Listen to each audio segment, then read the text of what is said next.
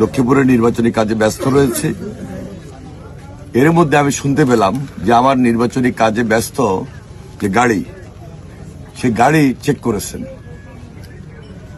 প্রকৃতপক্ষে যে নিউজ সেটি হলো যে আমার নির্বাচনী এজেন্ট সেই গাড়ি নিয়ে বিভিন্ন কেন্দ্রে যাচ্ছেন। সেখানে আমার যে ব্যয়, তার মধ্যে 15 লক্ষ টাকা কেন্দ্র ওয়াইজ দেওয়ার জন্য যে আমার নিয়োজিত দায়িত্বে ছিলেন কর্তৃপক্ষ সেটা চেক করেছেন এবং কোর্ট থেকে ইতিমধ্যে সেটা রিলিজও করেছেন যে না, হ্যাঁ, এটা সত্যিই যে এটা কেন্দ্র ফি বাবদ ব্যবহার হচ্ছে।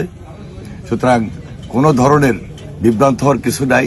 যারা এটা নিয়ে নিউজ করছেন, আমি মনে করি সম্পূর্ণভাবে উদ্দেশ্যমূলক এবং বিভ্রান্তমূলক, আমার ইমেজকে ক্ষুণ্ণ করার জন্য এই ধরনের নিউজ ছাপাচ্ছেন বা নিউজ করছেন। আমি এর তীব্র প্রতিবাদ জানাই।